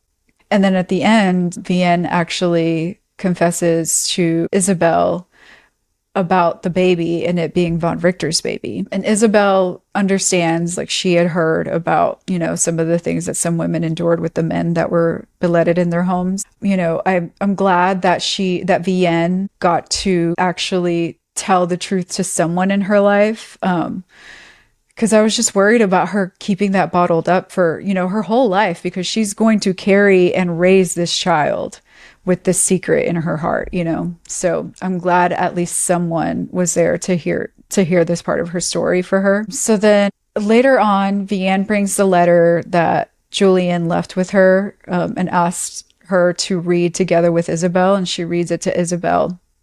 And so in the letter, he tells them how much he regretted abandoning them when they were kids. And he says that, but he doesn't regret the way that his life ended and what he did to save Isabelle.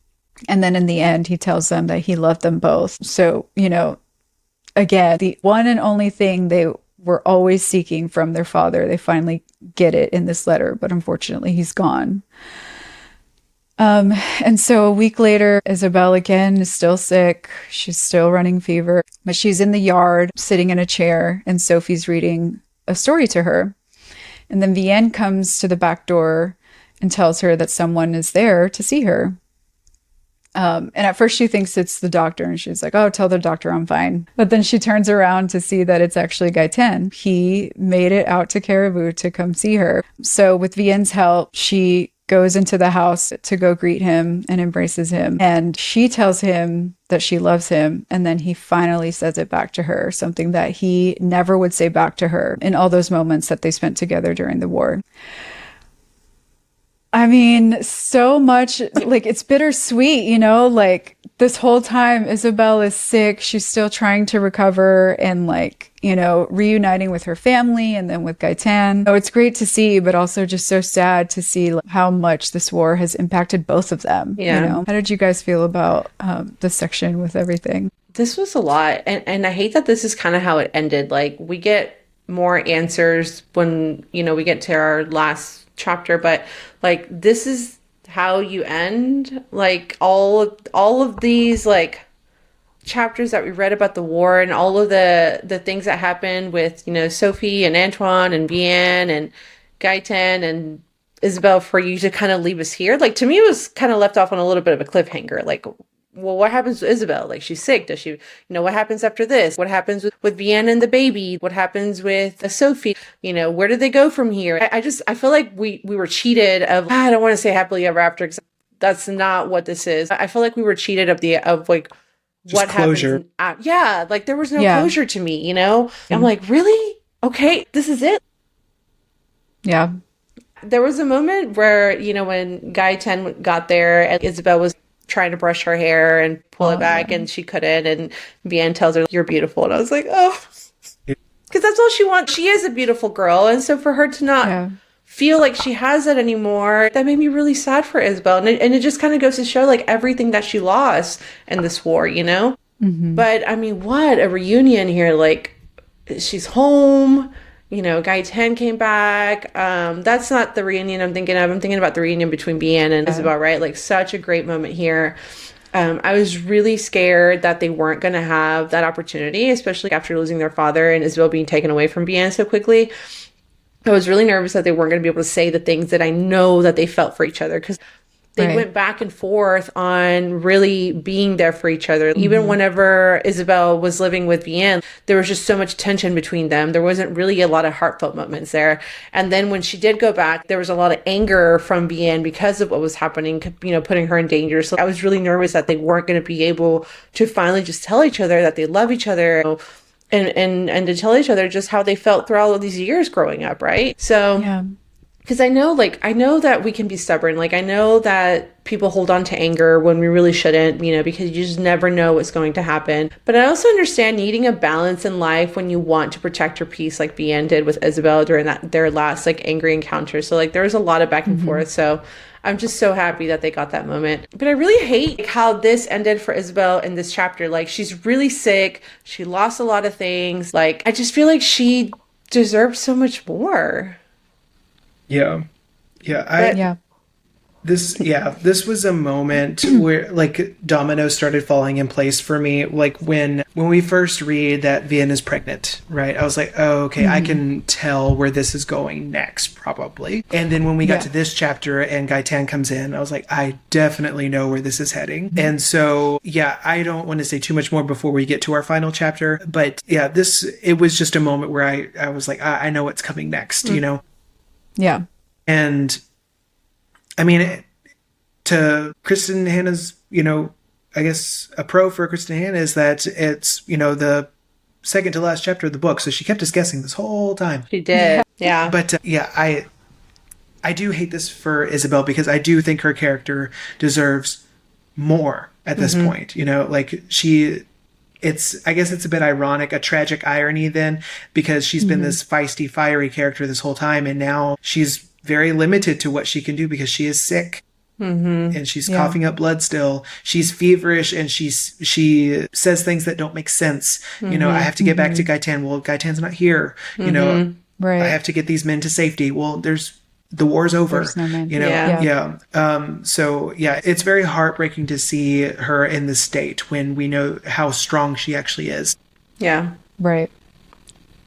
Yeah, I was kind of with y'all too on the Isabelle storyline. It's like, I don't know, it felt unsatisfactory. Yeah. For me too.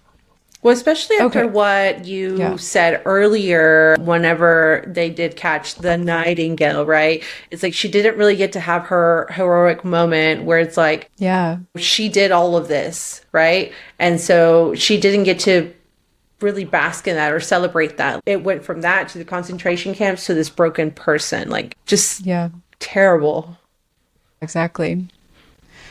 Okay, so then we get to the last chapter and it in Paris, 1995. So Julian and his mom have made it to Paris, and Julian calls his mom at her hotel room and wakes her up and asks when she wants to head out for the reunion. And she says that she can be ready in an hour so that they can walk around Paris together before they head to the reunion. So during their walk, they stop by a bakery that she remembers going to with her mother, and she goes in and gets some cookies for herself and for Julian. And then they continue their walk, and they actually stop at a cafe and they have some frites, which I think is French fries.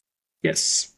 And wine together, all before heading over to the reunion. And it's funny, like before they head out on their walk, they're at the hotel lobby and Julian is asking like, okay, do we need to get a car or whatever for the reunion? And she's, no, well, I'll walk. And then he's like, but you're wearing heels. And she's like, I'm French. And he's like, but it's a 2-hour walk. And she's like, I'm French. I thought that was so cute. She says he's so American. Yeah. And she said too. And then at one point he mispronounces something in French and she cringes and she's like, I guess it's my fault. I didn't speak French to him or I didn't teach him French, Okay, so anyway, they make it to the reunion after their walk.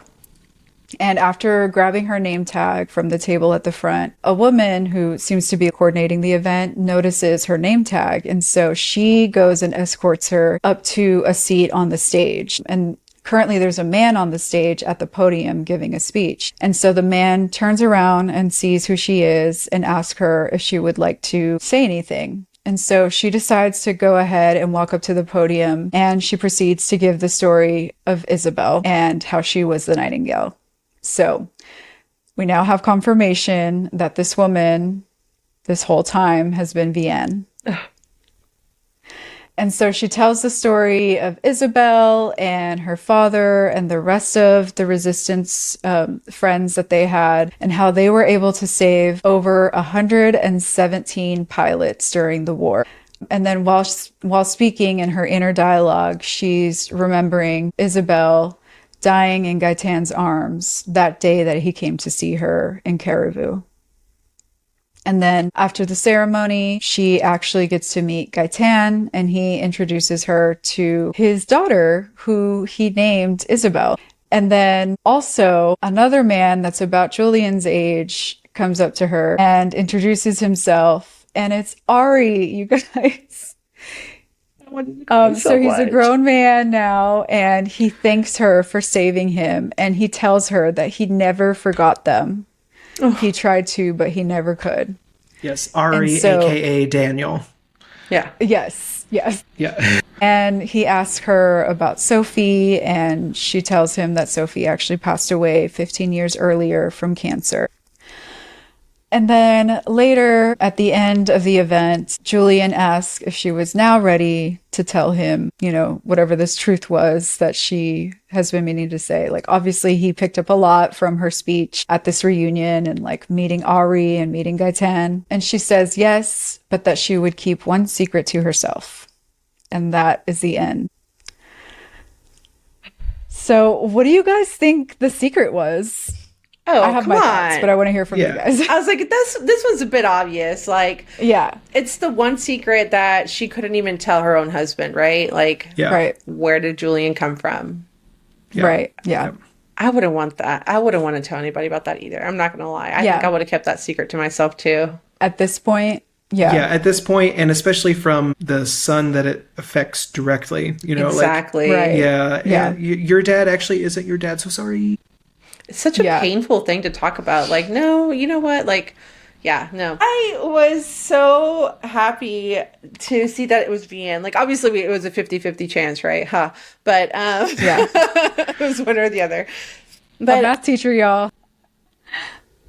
But I was like, oh, Vianne. I was like, okay, now everything makes sense. It makes sense why she hesitated. She, like Ethan mentioned once, like, Vianne is not the kind of person that would want to steal that spotlight from somebody else. They wouldn't want to take take the credit for something they didn't do, right? Like, even though Vianne did have her part in the war, like, she didn't do what everybody was saying that the Nightingale did, right? And so I can see her hesitation. I can see her hesitation in going back to Paris at all, because she lived so many traumatic moments, like, over and over and over and over. I wouldn't want to live through that either. I wouldn't want to go back to the city that I endured all of that in, right? Yeah. Who really was Caribou, but you know what I mean. Yeah. But for her to go up there and share the story, and it was just so heartfelt. Like, and then to know that Isabelle died right at that moment that the chapter left off, I was like, that just, like, to me, that was full circle. Like, I think Isabelle was just waiting to finally be happy. She was holding on for so long. She pushed through hell and back, and she finally just let go.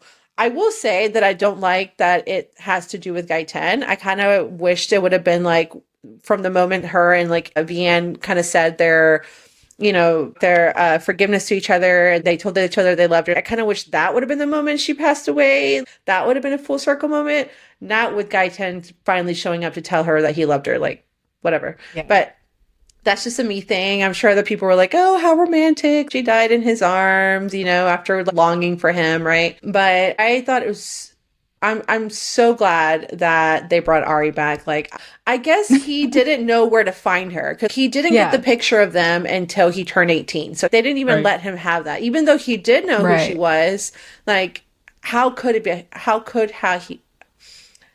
he found her, right? Like, I know he probably wanted to, but didn't know how. So it's like, they waited until this moment to reunite them. Like, but one last thought.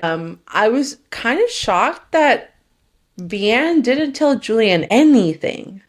Right. Yeah. Like, he didn't know any of this story. He like, learned it all at nothing. this reunion. Yeah. Like, what? Like, come on. I mean, what would you guys have told, like, your kid any of this? I gotta just chalk it up to a trauma response, you know? She probably wanted to forget everything that happened, even though it's heroic what Isabelle and their dad did, what she did to save those kids. She probably just wanted to move on. So, yeah. We still see you. It's all right. We saw a little bit of Jesus in our last episode.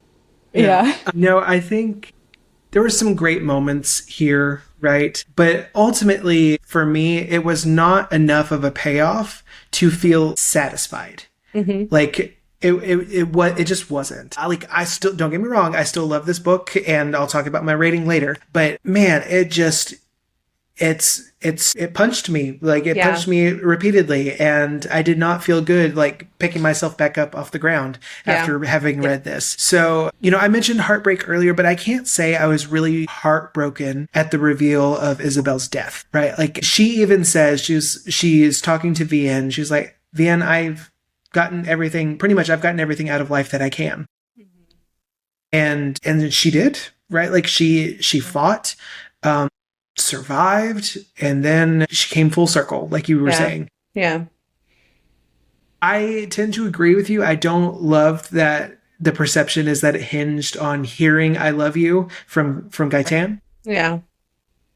Yeah, it would have been more of a thing had that moment come from the sisters. Yeah. Yeah. I think that would have been more special. I do love the reunion of Ari/Daniel. Yeah. I also thought, because it's mentioned, as at this reunion, that she's looking out in the audience and she's like, oh, I get it. These are the families of the men that Isabelle saved, as the Nightingale. And I think that's cool. I kind of wish that the children that Vianne had saved had also been there. Yeah. I think that would have been really cool. Yeah. But obviously the secret here that she's keeping to herself is Julian's, birth father. Yeah, totally. Yeah. But to the question earlier of, like, she kept everything from him, I do think it was probably trauma response related, and to not want to put Julian through that, because if she had told him really early in his life of what she had endured, he would start thinking about it and asking questions, right? Yeah, that's true. And he would put together the timeline. He's a doctor. He would put together the timeline, like, so what's really going on here? So I think it was self-preservation as much for her as it was for him. Mm-hmm. That's a really good point. Yeah. I was just going to add on to that thought, is like the last conversation they had about that baby with Antoine was like, he's going to be our fresh start. Right. So like blank slate, Yeah, very true. Yeah. Mm-hmm. I was just going to ask, like, what do y'all think? Like, both sisters met two different endings to their war, right? Like, Isabelle had kind of like a, not a swift death, because obviously that was really painful, everything she went through, but like she had an early death, as compared to Vianne, who is now this older woman. She lived a full life with her family after the war. At one point, which one's better than the other? Like, like that's kind of what I was thinking when I was reading the ending too. I'm just like, okay, like Vianne is still living with this trauma, and Isabelle kind of had that full circle moment and then died. Like, which one had the better ending here? And honestly, I don't think either did. Yeah, no. Like, I can't say that this book ended on a happy note. The only happy note that I can think of is the reunion with Ari, but even then I feel like that was too late, because Vianne is on her kind of last days too. So like, I kind of just wish we would have gotten more from the ending than what we did. Right. Totally. Yeah. No, I agree. Yeah. Yeah. I think the ending of each sister is fitting for the story. But again, I just lean on to the fact that it was not a satisfying end. Like, right. Yeah. Or a conclusion to the book, I should say. It was not a satisfying conclusion.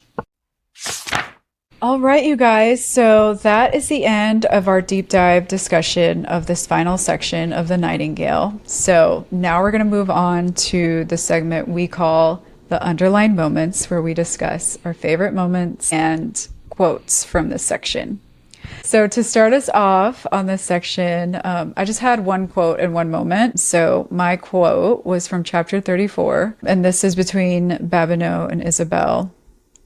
And they're on their way to the first concentration camp in this train car packed with other women. And they're talking about Isabelle and Gaëtan. Or no, they weren't talking about that. They were talking about Julienne and their mom and dad. And Babineau says to her, well, some stories don't have happy endings, even love stories, maybe especially love stories. So I thought that was such a great quote because, you know, they talked about how Julian changed so much after the First World War and the things that caused, like the ripple effect that caused in their family and to Vianne and Isabelle.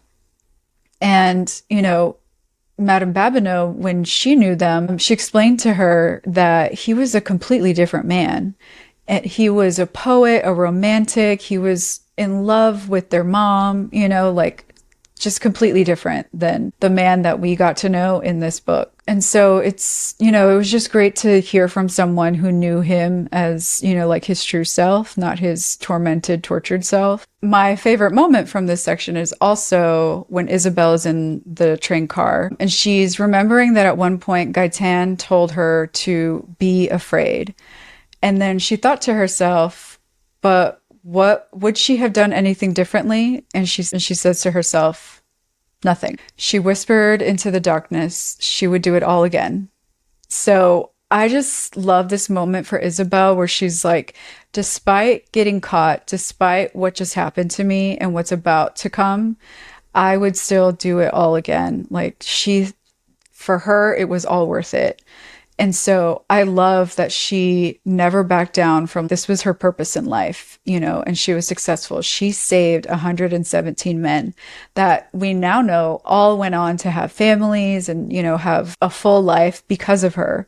You know, the impact that her actions had did make a difference in this world. So she was able to see that, you know, in such a dark moment when she was on the way to a concentration camp after having seen her father die, been through torture, and she would still do it all again. So I just loved that moment. Yeah, so my quote that stuck out to me the most in this section was when Antoine and Vianne are reunited, and it's towards the end of that. It's the very last line of chapter 35. And at first I was like, ugh, that line is really cringy. And it still is. It's because they're talking about it, or they're talking to each other, and Vianne mentions basically that she just wants to forget. And Antoine tells her, it's not forgetting we need, Vianne, he said, leaning down to kiss her. It's remembering. I'm like, that's a gross line. I don't like it, but be damned if it didn't stick with me. So, I mean, because when you think about remembering, you automatically assume that he's talking about just remembering everything that they went through with the war. I was like, but that doesn't make sense. So he's really talking about remembering what was important to them before the war, right? Like, let's hold on to that. Let's try to recreate that. And I guess that was really impactful to me just because it doesn't make sense. Like, you can't.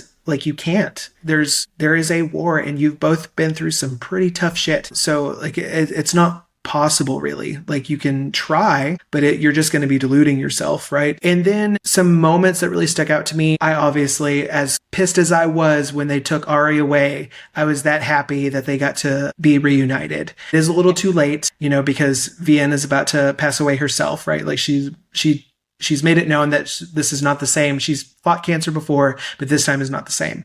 And then I know you're going to talk about this in one of your moments, Jen, so I won't harp on it too long, but I appreciate the moment where Vianne also claims her Nightingale-ness, right? There's a moment where she's like, I guess I'm a Nightingale in my own right. And I really, really love that moment for her. Like, I was like, finally someone else, she voices it to where someone else can appreciate how strong she was, because I was not one to appreciate Vianne's character at the beginning, but I have really come to love and appreciate her and respect her at the end of this book. So yeah, kudos to her.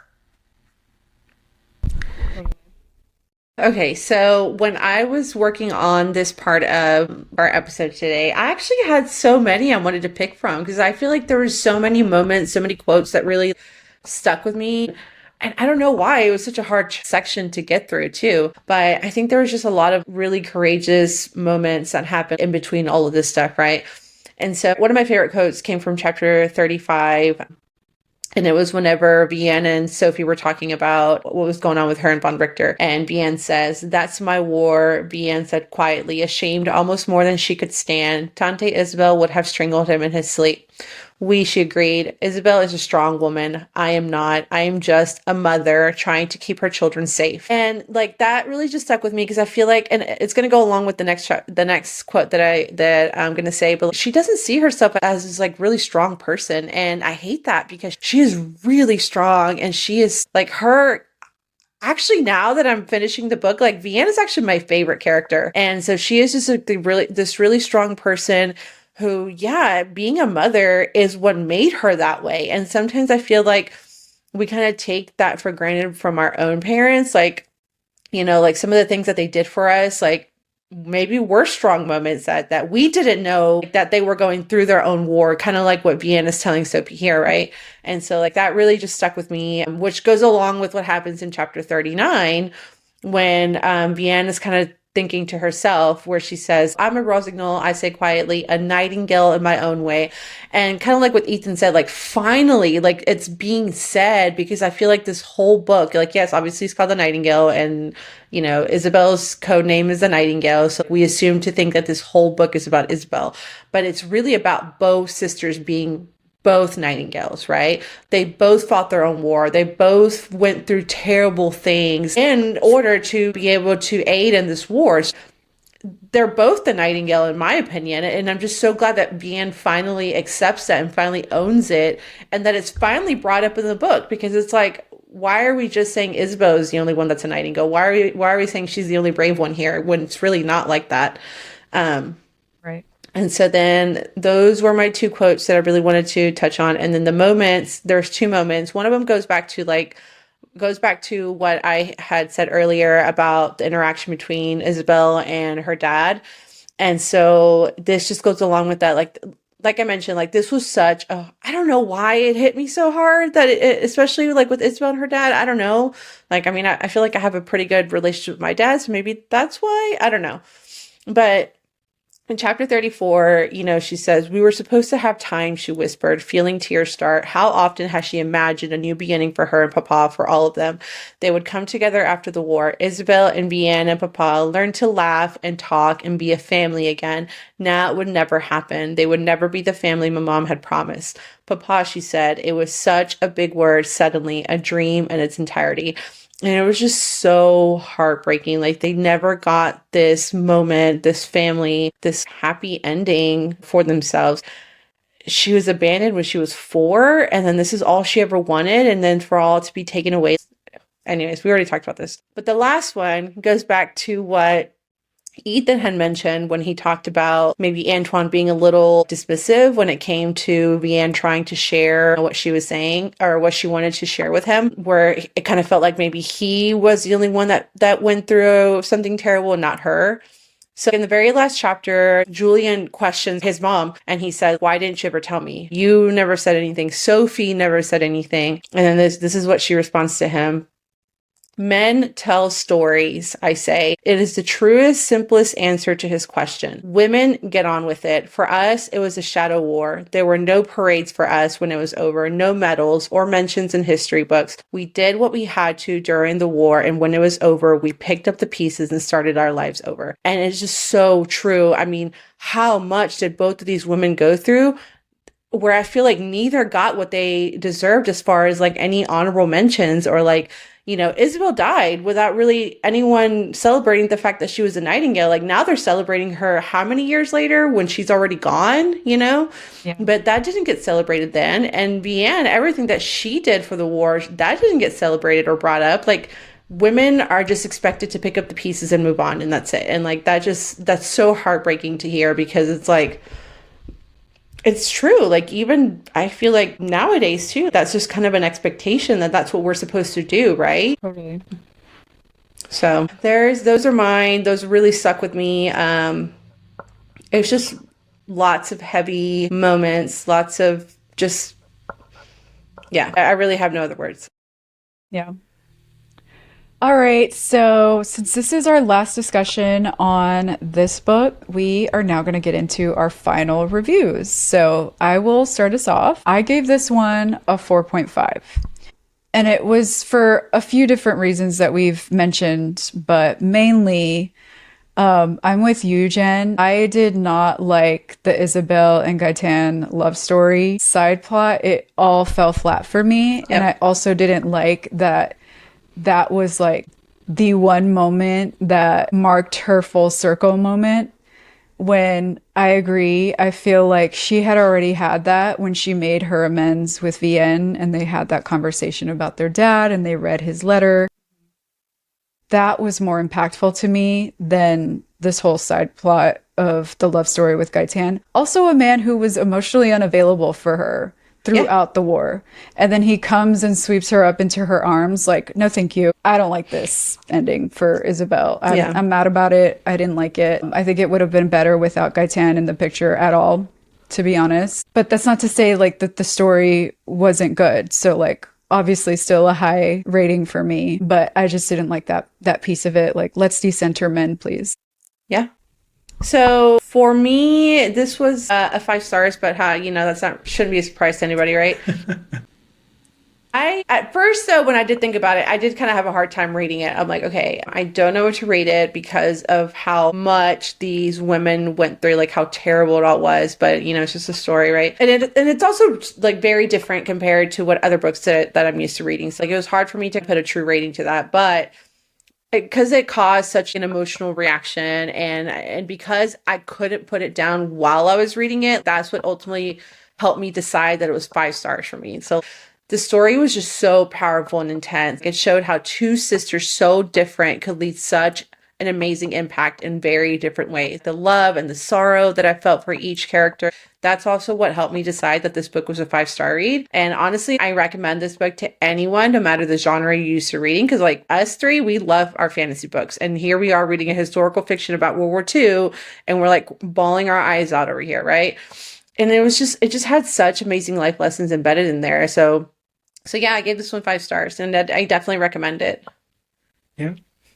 That is fantastic. Because I think a lot of people would be surprised with the rating that I gave it. I also gave this 5 stars. This book was a roller coaster for me. I started with really disliking one of the main characters being Vianne and ended up loving her. Like, I also think she is probably my favorite character out of this book. That's something that makes a great book to me, right? Like it stuck out enough for me to appreciate that. I love seeing characters' growth, and I think I've talked about that a lot, not just in this book, but in other books as well. Like that is something that makes it interesting to discuss to me. And this book hit those little markers for me. And if I can picture, like I still see myself as a classroom teacher. If I can picture myself teaching it and discussing it and having good conversation with students, that makes me that much more invested and interested in talking about it with other people. And I could just see really good, relevant conversations being had from this book to make people question and think for themselves. I think this book is a masterclass in character development. And yeah, that's why I gave it my 5 stars. All right, book friends, that was the end of our deep dive on The Nightingale by Kristin Hannah. And next week, we will be starting Beach Read by Emily Henry, and we're going to be discussing chapters 1 through 12. And let me just say, I am ready for the shift, y'all. I am so ready. Like, I'm telling you, I've been crying my eyes out for like a week now just over this book. Like, I'm ready to see something fun and, hopefully a swoon worthy. And I mean, I don't know what to expect from this book because I've never read it. So I'm just hoping it's like a good feel book. We'll see. But we'll be discussing chapters 1 through 12 next week. So be sure to listen in. And interact with us on social media. We are Books Between Friends Pod on all platforms. Be on the lookout. We are going to be posting clips about this week's episode. Please interact with us. Let us know what you thought about some of these moments. These were very heavy moments, but we would love to kind of hear your thoughts on them. So please interact with us in our comments. And if you've been enjoying our podcast, then please leave us a review on Apple Podcasts and help our pod grow. So we would love to hear from our book friends. This week, I do want to highlight a review that we actually got on Facebook from our book friend, Erica. She rated us 5 stars and she said, I love the Books Between Friends podcast. They inspired me to pick up Fourth Wing. I've now finished it and I'm almost done with Iron Flame in less than a week of reading. Can't wait to catch up on all of the episodes once I'm done reading. And we just love to hear that. I mean, we love to be, igniting the passion for reading with other people. We love to share that. I've heard from a few other people, like in my family, who have been reading these new books just so that they can listen to our podcast because they love our discussion. They love hearing our thoughts behind it. So I love that we're growing in this book community. So let's just keep doing that. Please keep leaving your reviews so that we can share more of that. Thank you, Erica. All right, you guys. So next time, we're diving into the first 12 chapters of Beach Read by Emily Henry, where 2 writers with very different styles find themselves neighbors for the summer. Join us as we unpack with witty banter, creative blocks, and the beginnings of an unexpected connection. That's a wrap for Books Between Friends today. Thanks for listening, and we'll catch you in the next chapter.